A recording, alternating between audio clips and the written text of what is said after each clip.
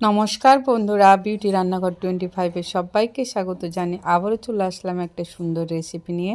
ভিডিওটি স্কিপ না করে সম্পূর্ণ দেখতে থাকুন। রেসিপিটার জন্য এখানে আমি নিয়ে নিচ্ছি 250 গ্রাম আমুদি মাছ। আর মাছটা একদম ফ্রেশ আর খুব চকচক করছে, ধুয়ে কেটে পরিষ্কার করে নিয়েছি। এবার এখানে দিয়ে দেবো পরিমাণ মতো হলুদের গুঁড়ো। যেহেতু নদীর মাছ তাই আমি সামান্য একটু নুন দিয়ে মেখে নেব। কড়াইতে আমি আগে থাকতে তেল দিয়ে গরম করে রেখেছিলাম। আর ছোটো মাছগুলো ভাজার জন্য কড়াইটা খুবই গরম করতে হবে। এখানে আমি মাছগুলো দিয়ে একবার উল্টিয়ে নেব। একসঙ্গে মাছগুলো আমি মচমচে করে ভেজে নিয়েছি, তুলে নেব। এ পর্যায়ে আমি বাকি মাছগুলো ভেজে নেব। এগুলো আমার সব ভাজা হয়ে গিয়েছে। কড়াইতে দিয়ে দিচ্ছি আরও একটু সরিষার তেল।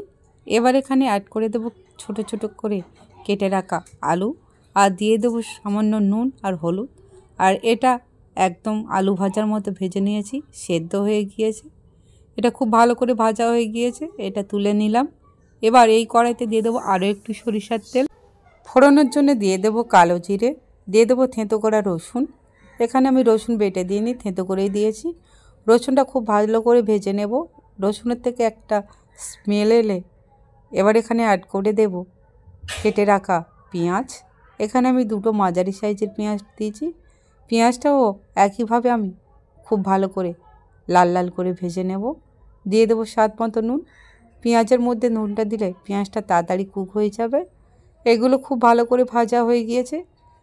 এবার এখানে আমি অ্যাড করে দেবো কেটে রাখা কাঁচা টমেটো।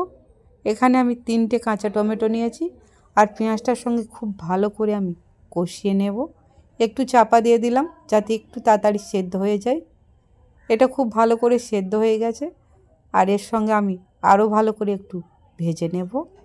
দিয়ে দেব পরিমাণ মতো হলুদের গুঁড়ো, দিয়ে দেব পরিমাণ মতো লঙ্কা গুঁড়ো। এবার সব উপকরণ খুব ভালো করে আমি কষিয়ে নেব।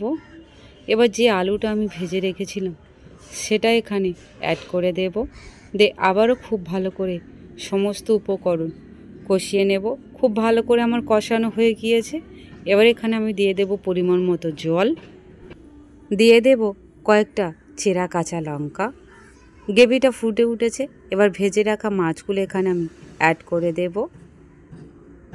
এটা আমি কিছুক্ষণ হতে দেব।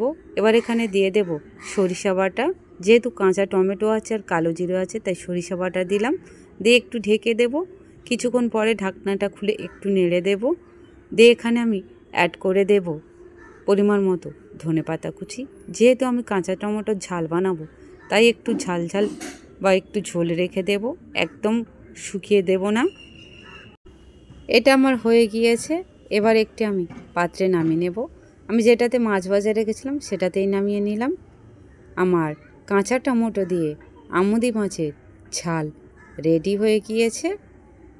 আমার এই রেসিপিটা আপনাদের কেমন লাগলো বন্ধুরা, তো অবশ্যই কমেন্ট করে আমাকে জানাবেন। আর রেসিপিটি ভালো লাগলে লাইক, কমেন্ট, শেয়ার, সাবস্ক্রাইব অবশ্যই করবেন। ভালো থাকবেন,